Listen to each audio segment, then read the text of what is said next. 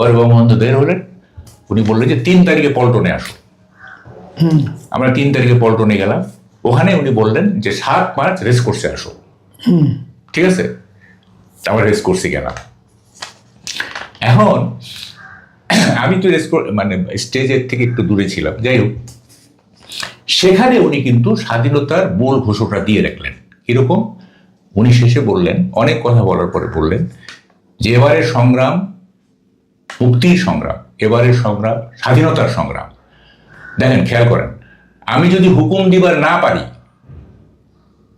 ঘরে ঘরে দুর্গ গড়ে তোলো, তোমাদের যা কিছু আছে তাই নিয়ে প্রস্তুত থাকো।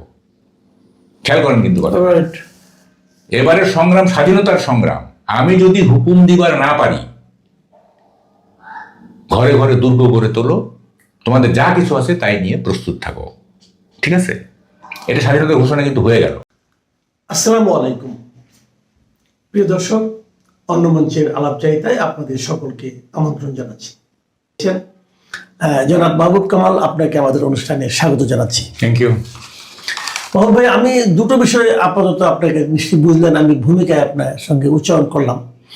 তার মধ্যে আমরা প্রথমত স্বাধীনতার ঘোষণা নিয়ে একটা আলোচনা করতে চাই, এই কারণে যে অতি সম্প্রতি আমরা দেখেছি যে সশস্ত্র বাহিনী দিবস উপলক্ষে সেখানে গিয়েছিলেন আমাদের প্রধান উপদেষ্টা। আমাদের প্রধান উপদেষ্টা একটা প্রসঙ্গ আবার তুলেছেন, সেটা হলো যে স্বাধীনতার ঘোষণা জিয়াউর রহমান দিয়েছেন এ সম্পর্কে। স্বাধীনতা যুদ্ধের সময় উনি এই দেশে ছিলেন না, উনি আমেরিকায় ছিলেন। তারপরে ওখানে থাকার পর উনি মানে কেন কিভাবে এই প্রসঙ্গ নিয়ে আলোচনা করলেন, করতে পারে আলোচনা যে কেউ করতে পারেন, কিন্তু ওনার মতো অবস্থানে থেকে যখন কেউ যখন আলোচনাটা করে, সেই আলোচনাটা নিয়ে যদি আবার নতুন করে বিতর্ক তৈরি হয়, সেটা হয় খুব আনফর্চুনেট। তো স্বাধীনতা যুদ্ধের সময় আপনি যে যথেষ্ট প্রাপ্তবয়স্ক ছিলেন, মোটামুটি আমি যতটুকু বুঝি, আপনি অনেক কিছু শুনেছেন, জেনেছেন, দেখেছেন।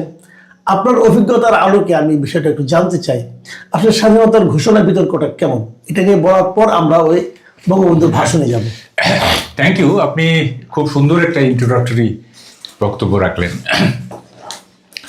দেখেন, মানে আমাদের চিফ অ্যাডভাইজার রিসেট বাটন চেপে দিয়েছিলেন, এরপরেও কেন তিনি আবার মুক্তিযুদ্ধ নিয়ে কথা বললেন এটা আবার মাথায় ঢুকতেছে না। এটা কি এমন যে মির্জা ফখরুলকে একটা প্রতিদান দিলেন? কারণ মির্জা ফখরুল বলছিলেন যে চিফ অ্যাডভাইজারের মধ্যে উনি জিয়াউর রহমানের প্রতিচ্ছবি দেখেন। আমার মনে হয় এটা একটা ভাইস ভার্সা হয়ে গেছে, উনি একটা বললেন, ইনিও একটা বলে দিলেন আর কি।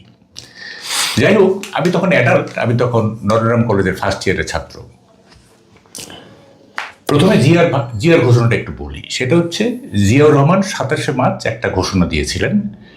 এইটা আমি নিজে শুনেছি অনেক সঙ্গী সহ দুপুরের 27শে মার্চ, এবং সেখানে বলছেন যে on behalf of our great leader Sheikh Mujibur Rahman এই ঘোষণাটা দিলেন।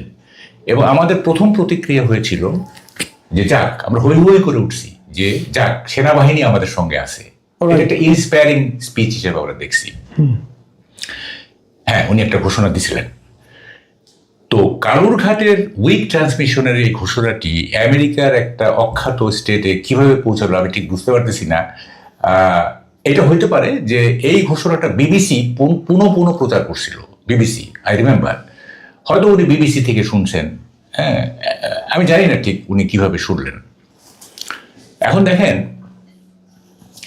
এই যে মানে স্বাধীনতা দিবসের যে বিতর্ক না, জিয়াউর রহমান কিন্তু কখনো বলেননি যে আমি যেহেতু 27শে মার্চ ঘোষণা দিছি সুতরাং আমাদের স্বাধীনতা দিবস 27শে মার্চ, কখনো উনি বলেন নাই। আচ্ছা, একটা কথা আমি একটু থামাই আপনাকে।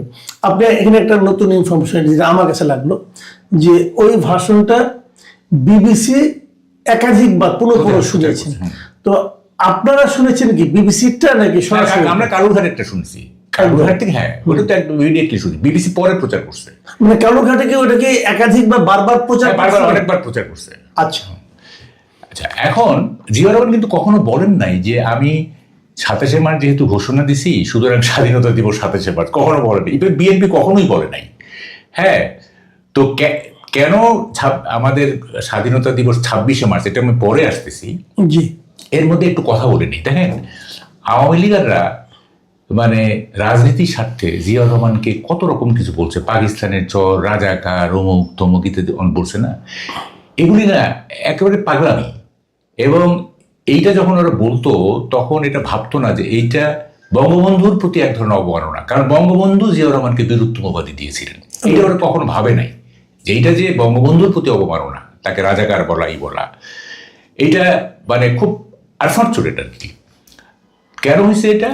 কেন হয়েছে? যেহেতু জিয়াউর রহমান যদি ৭১-এ শহীদ হইতেন অথবা ৭৫-এর ৭ই নভেম্বর যদি না ঘটতো, ওরা যদি স্বাভাবিক মৃত্যু হইতো, তাহলে কিন্তু জিয়াউর রহমান আওয়ামী লীগারদের কাছে হিরো হয়ে থাকতেন। যেহেতু উনি রাজনৈতিক প্রতিপক্ষ হয়ে গেছেন, সেহেতু উনি পাকিস্তানের চর, সেহেতু উনি রাজাকার। বুঝতে পারছি? খুব ভালো। আচ্ছা, এখন তার মানে আপনি বলতে চাচ্ছেন যে আওয়ামী লীগ আমলে কে রাজাকার হবে আর কে মুক্তিযুদ্ধ হবে এটা ডিপেন্ড করতে সে কোন রাজনীতির সঙ্গে জড়িত তার উপর।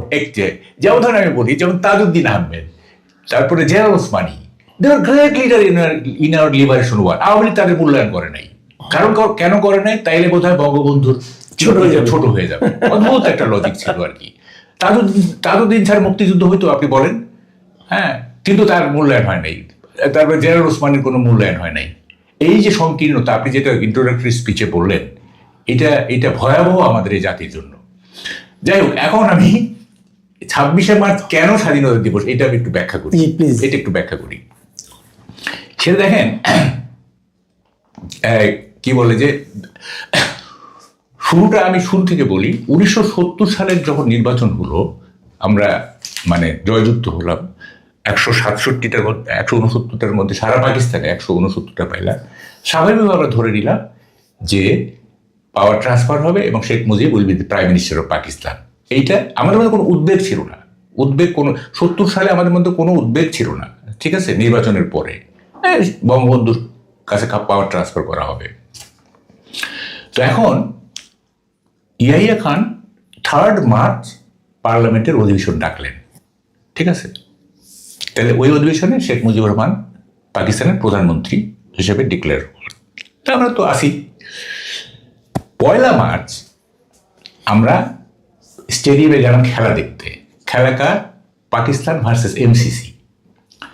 তা আমরা কিন্তু, যেহেতু আমরা তখনও পাকিস্তানি, আমরা পাকিস্তানের পক্ষে করতেছি। আসিফ ইকবাল এবং সরফরাজ নওয়াজ ব্যাটিং করতেছে, আমরা হই হুল্লা করতেছি, একটা 4 মারতেছে, বাউন্ডারি মারতেছে, আমরা পাকিস্তানের পক্ষে করতেছি। আমাদের কোনো উদ্বেগ নাই, আমরা তো পাকিস্তানি, তাই না? তো ওই স্টেডিয়াম আপনি নিজে ছিলেন স্টেডিয়ামে? হ্যাঁ, আমি কেন বলতেছি এগুলো? আচ্ছা। তো তখন স্টেডিয়ামে আপনার অনেকে ছোট রেডিও নিয়ে গেছে এই রানিং কমেন্টারি শোনার জন্য। খেলাও দেখবে, আবার রানিং কমেন্টারি শুনবে। এটা একটা মজা আর কি, কারণ ক্রিকেট লিটারেচার তো একটা খুব পাওয়ারফুল লিটারেচার, শুনবে। এবং একটা সময় আপনার রানিং কমেন্টারি বন্ধ করে বলা হলো যে ইয়াহিয়া খান এখন জাতির উদ্দেশ্যে ভাষণ দেবেন 1 মার্চ দুপুর 1টায়। তো উনি ভাষণ দিলেন। জাস্ট যখনই উনি বললেন যে national assembly is postpone for the indefinite period, অনির্দিষ্টকালের জন্য এই জাতীয় সংসদের অধিবেশন স্থগিত করা হলো। 3 তারিখে কিন্তু অধিবেশন হওয়ার কথা, মানে একদিন পরে। এটা 1 মার্চের কথা, 3 মার্চে অধিবেশন বসার কথা। উনি ওইটাকে অনির্দিষ্টকালে স্থগিত করে দিলেন। যেই অনির্দিষ্টকালে স্থগিত করে দিলেন, কয়েক সেকেন্ডের মধ্যে আমরা পাকিস্তানি থেকে বাঙালি হয়ে গেলাম। এটা কিন্তু কেউ বলে না। আমরা 1 মার্চের 1টার আগ পর্যন্ত পাকিস্তানি। আমরা প্রধানমন্ত্রী শেখ মুজিবের আন্ডারে পাকিস্তান শাসক চলবে, এইভাবে আপনার আমরা ভাবতেছি। যেই যখন বললো যে স্থগিত করে দিল, আমরা মুহূর্তেই আমরা বাঙালি হয়ে গেলাম। তখন আর কোথায় গেল পাকিস্তানের টিম, কোথায় গেল আসিফ ইকবাল, কোথায় গেল সরফরাজ নওয়াজ? আমরা সব তখন ওই যে ব্রিস্টল সিগারেটের একটা দিয়ে সামিয়ার একটা ওগুলো পোড়ায় টোড়ায় জ্বালায় টালায় দিয়ে পুরো স্টেডিয়াম হয়ে গেল। চলো পূর্বানি হোটেল চলো। খেলা শেষ, খেলা তো পণ্ড হয়ে গেল। কেমন খেলা থাকে? আমরা একটা ইন্টারন্যাশনাল টুর্নামেন্ট ম্যাচ পণ্ড হয়ে গেল, আগুন জ্বলতেছে স্টেডিয়ামে, খেলা পণ্ড তো দূরের কথা। আমরা চলো পূর্বানি হোটেলে চলো, দল বেঁধে পূর্বানি হোটেলে গেলাম। শেখ মুজিব তখন, বঙ্গবন্ধু তখন আওয়ামী লীগের পার্লামেন্টারি বোর্ডের মিটিংয়ে বসছেন। যে 3 তারিখে তো পূর্বানি হোটেলে 3 তারিখে তো আপনার স্টেডিয়ামের পাশে 3 তারিখে যেহেতু পার্লামেন্ট বসবে, তা পার্লামেন্টারি বোর্ডের মিটিংয়ে বসছেন উনি। তা আমরা গেলাম। ইতিমধ্যে বঙ্গবন্ধু নিজেও শুনছেন যে এটি স্থগিত হয়ে গেছে। পরে বঙ্গবন্ধু বের হলেন, উনি বললেন যে 3 তারিখে পল্টনে আসো। আমরা 3 তারিখে পল্টনে গেলাম। ওখানে উনি বললেন যে 7 মার্চ রেসকোর্সে আসো, ঠিক আছে। আমরা রেস করছি কেন? এখন আমি তো মানে স্টেজের থেকে একটু দূরে ছিলাম, যাই হোক, সেখানে উনি কিন্তু স্বাধীনতার মূল ঘোষণা দিয়ে রাখলেন। কিরকম? উনি শেষে বললেন, অনেক কথা বলার পরে বললেন যে এবারের সংগ্রাম মুক্তির সংগ্রাম, এবারের সংগ্রাম স্বাধীনতার সংগ্রাম। দেখেন, খেয়াল করেন, আমি যদি হুকুম দিবার না পারি, ঘরে ঘরে দুর্গ গড়ে তোলো, তোমাদের যা কিছু আছে তাই নিয়ে প্রস্তুত থাকো। খেয়াল করেন কিন্তু কথা, এবারের সংগ্রাম স্বাধীনতার সংগ্রাম। আমি যদি হুকুম দিবার না পারি, ঘরে ঘরে দুর্গ গড়ে তোলো, তোমাদের যা কিছু আছে তাই নিয়ে প্রস্তুত থাকো। ঠিক আছে, এটা স্বাধীনতার ঘোষণা কিন্তু হয়ে গেল। কারণ উনি উনি উনি ওটা ধারণা করেছিলেন হয়তো ওনাকে হয়তো মানে জনগণের সামনে আসতে দেওয়ার মতো পরিস্থিতি নাও হতে পারে, তাই ঘটছে। হ্যাঁ, তাই হচ্ছে। তারপর দেখেন, এটা হয়ে গেল। তো মাঝখানের কথাটা একটু পরে আসতেছি। তো ক্র্যাকডাউনটা কখন হলো? 25শে মার্চ 12টার ঠিক আগে আগে। ঠিক আছে, তো যখনই ক্র্যাকডাউন হইলো, তখনই এই বঙ্গবন্ধুর যে এই যে আমি যদি হুকুম দিবার না পারি, ক্র্যাকডাউন হয়ে যাওয়ার সাথে সাথে ওইটা কার্যকর হয়ে গেল। ওই স্বাধীনতাটা, বুঝতে পারছেন, কার্যকর হয়ে গেল। ওই তো বলে রাখছেন আগে যে আমি যদি হুকুম দিবার না পারি। ওই যে 12টার সময় ক্র্যাকডাউন হইলো, তাহলে কি দাঁড়ালো? একটু পরে কি হলো? 26শে মার্চ হয়ে গেল। এখন বঙ্গবন্ধু 26শে মার্চ ঘোষণা দিচ্ছেন কিনা, আর একটা ঘোষণা দিচ্ছেন কিনা, এই বিতর্কে আমি যাবোই না। এই বিতর্কে আমি যাবোই না। ওনার তো এটা বলাই আছে যে আমি যদি হুকুম দিবার না পারি, তো এটা কার্যকর হয়ে গেল। 26শে মার্চ স্বাধীনতার ঘোষণা হয়ে গেল। হয়ে গেল। এখন একটা প্রশ্ন আছে, সেটা হচ্ছে যে অনেকে বলে তাইলে 7 মার্চের এই যে 25 তারিখ পর্যন্ত ডায়ালগ হলো বঙ্গবন্ধুর সাথে এখানে, এইটা কেন হলো? আপনি যদি স্বাধীনতার ঘোষণা দিয়েই থাকেন, এটা একটা মৌলিক প্রশ্ন না? তখন এইটা যুক্তিটা হচ্ছে, বঙ্গবন্ধু মানে স্বাধীনতা যুদ্ধ হবেই, কিন্তু তখন কি হইতো, বঙ্গবন্ধু শর্তে ইয়া খান রাজি হয়ে তাকে প্রাইম মিনিস্টার করতো, তাহলে উনি করতেন কি, 6 দফার ভিত্তিতে যে জিনিসগুলো ছিল, 6 দফা, নেভাল হেডকোয়ার্টার এখানে হতে হবে, তারপর নানা রকম। তখন উনি করতেন কি, নেভাল হেডকোয়ার্টার এখানে 6 দফায় আছে, ওটা থাকতো। আর্মি রিসাফল করতেন, পাঞ্জাবিদের পশ্চিম পাকিস্তানে চলে যেতেন, এখানে বাঙালি রিক্রুটমেন্ট একটা প্রস্তুতি নিয়ে তখন তিনি বলতেন যে আমরা we are no longer with you, আমরা আপনাদের সাথে থাকতে চাই না। অবশ্য ওই পর্যন্ত যাইতো কিনা সেটা অবশ্য ঠিক।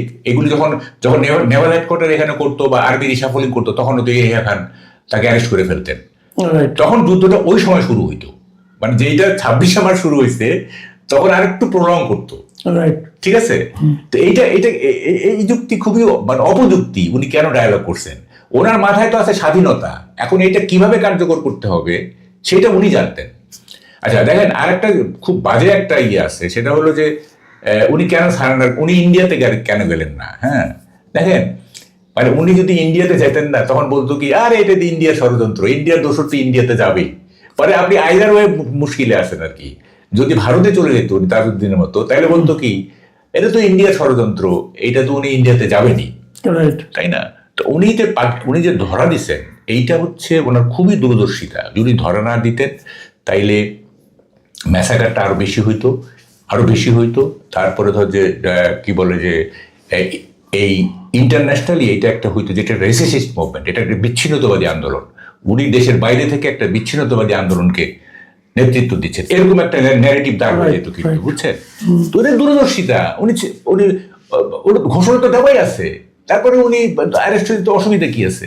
হ্যাঁ, ভারতে গেলে বরং অসুবিধা আছে। দেখেন, কতগুলি জিনিস এমন না, এই যে বলে যে আওয়ামী লীগ বঙ্গবন্ধু ভারতের কি অনুগত ছিল, আরে 3 মাসের মধ্যে সেনাবাহিনীকে ফেরত পাঠানো কোন ইতিহাসে আছে? সোভিয়েত ইউনিয়ন যে আফগানিস্তানে অকুপেশন করে কতদিন পরে গেছে? হ্যাঁ, স্বাধীনতার মাত্র উনি তো লন্ডন থেকে দিল্লিতে আইসা যখন 10 জনের আসতেছেন, প্রথম কথা ছিল ইন্দিরা গান্ধীকে, আপনি কবে সৈন্য ফেরত নিচ্ছেন? হ্যাঁ, এবং 16 ডিসেম্বর হলো, এবং 17 মার্চ মানে তার জন্মদিনের আগেই তো ইন্ডিয়ান আর্মি চলে গেল। একটা মানে আপনি যদি বলেন যে এটা অকুপেশন আর্মি, তো তাকে তো বঙ্গবন্ধু ফেরত পাঠাই দিল মানে ইন্ডিয়াতে, তাই না? তাকে কেমনে সে ইন্ডিয়ার দোসর হইলো? ইন্ডিয়ার দোসর হইল তো সে এখানে ইন্ডিয়ান আর্মি রাখতো আরো বছরের পর বছর, তাই না? এই সমস্ত বাজে যুক্তি না, এগুলি মানে কেন বাজারে চলে আমি এটাই বুঝি না আর কি। তো যাই হোক, এখন এই যে মানে 26শে মার্চ, আমি এই বিতর্ক তুলবই না যে বঙ্গবন্ধু 26শে মার্চ কি বলে যে স্বাধীনতার ঘোষণা দিয়েছিল। তার মানে বঙ্গবন্ধু ঘোষণা ফিজিক্যালি ওনার মুখ দিয়ে উচ্চারিত হোক বা না, আলটিমেটলি এটা বঙ্গবন্ধুরই ঘোষিত স্বাধীনতা। হ্যাঁ, বলছে যে আমি যদি হুকুম দিবার না পারি, এবং এরপর যা যা ঘটনা ঘটেছে ইনক্লুডিং জিয়াউর রহমানের 27শে মার্চে যে ঘোষণা, সবই বঙ্গবন্ধুর ওই বক্তব্যই প্রতিফলন এবং প্রতিধ্বনি। উনি তো বলছেন on behalf of our great leader. Right, on behalf of our great leader মানে কি? হ্যাঁ, আমি জিয়াউর রহমানের ভাষণটা অফকোর্স এটার একটা বিরাট ইম্প্যাক্ট ছিল আমাদের মুক্তিযুদ্ধে। হ্যাঁ, এইটা আমরা ইন্সপায়ার্ড হয়েছি, সেনাবাহিনী আমাদের সঙ্গে আছে ইত্যাদি। হ্যাঁ, তো এটা একটা বিরাট ইয়া, কিন্তু এইটার মানে এই না যে দেখেন মানে এটা মানে ধরেন জিয়াউর রহমান ঘোষণা না দেয় নাই, তাহলে কি মুক্তিযুদ্ধ হইতো না? এটা তো একটা ধারাবাহিক ব্যাপার, তাই না? এই যে জিয়াউর রহমানকে কে চিনতো বলেন? কেউ তো চিনতো? উনি তো পলিটিক্স, আর সেনাবাহিনী তো পলিটিক্সে আসার কোনো সুযোগই নাই, তাই না? উনি না থাকলে কি এমন হইতো? বা ধরেন যে যদি সেক্টর কমান্ডাররা কেউ না থাকতেন, হ্যাঁ, ধরেন ফর এক্সাম্পল খালিদ মোশাররফ নাই, কর্নেল তাহের নাই, মেজর জলিল নাই, তাহলে কি মুক্তিযুদ্ধ হইতো না?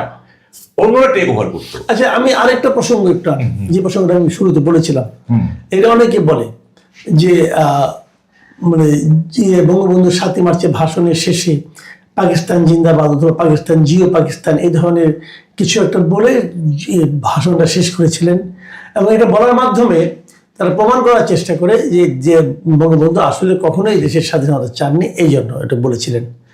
তো এটা আপনি তো যেহেতু আপনি বলছেন যে আপনি ওই দিন ওখানে ছিলেন, তো আপনি আসলে কি শুনেছিলেন? শুনেন, এইটা তখন জনগণ বঙ্গবন্ধুর চেয়ে আগায় গেছে, বঙ্গবন্ধু পিছিয়ে পড়ে গেছে। তখন বঙ্গবন্ধু এমনভাবে বাঙালিকে জাগ্রত করছে, উদ্বেলিত করছেন যে বঙ্গবন্ধু যদি তখন মানে পিছায় হাঁটতো, তাহলে বঙ্গবন্ধু নিজেই আক্রান্ত হইতেন জনগণ দ্বারা। এমন জায়গায় উনি নিয়ে গেছিলেন আমাদেরকে। সুতরাং এইটা বলার কোনো স্কোপ নাই। আমি তো স্টেজের 25-30 হাত দূরে ছিলাম, এইটা উনি বলেন নাই। এইটা যে উনি বলেন নাই সেটা সবচেয়ে বড় প্রমাণ হচ্ছে আপনার স্বাধীনতার পর যখন জাসদ গঠিত হলো, তখন জাসদের নেতৃত্ব, বিশেষ করে আসম আব্দুর রবরা বঙ্গবন্ধুকে অপমানিত করার, বঙ্গবন্ধুকে লাঞ্ছিত করার মানে মৌখিকভাবে এমন কোনো কার্ড নাই যে কার্ড তারা খেলেন নাই। প্রত্যেকটা কার্ড উনি খেলছেন।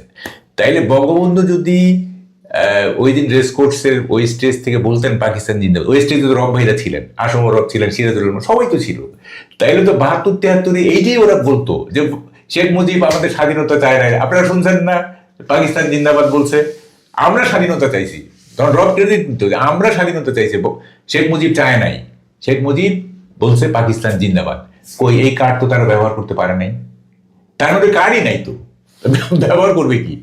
আমি কি বুঝতে পারছি জিনিসটা? কিন্তু তারপরে এই জিনিসটা নিয়ে অনেকে এরকম সিনিয়র অনেকে এই ধরনের কথা বললেন কেন, আমি এটা বুঝতে পারি এটা কেন এটা আলোচনা। শামসুর রহমানকে আমি ওনার বইটা আমি পড়েছি যে কালের ধুলায় কালের মানে ধুলায় জীবনে কি লিখছেন? হ্যাঁ, আর আমি একে শামসুর রহমান কি লিখছেন? উনি লিখছেন ওখানে কি জিও পাকিস্তান বলেছেন, জিও পাকিস্তান বলে বক্তব্য শেষ। যদি কেউ এইটা বলে থাকে আমি বলবো তারা হ্যালুসিনেশনে ভুগছে। হ্যালুসিনেশন আছে কিন্তু, হ্যাঁ, যদি এটা কেউ বলে থাকে। তা আমি শুনলাম না কেন? আমি তো ছিলাম, তাই না?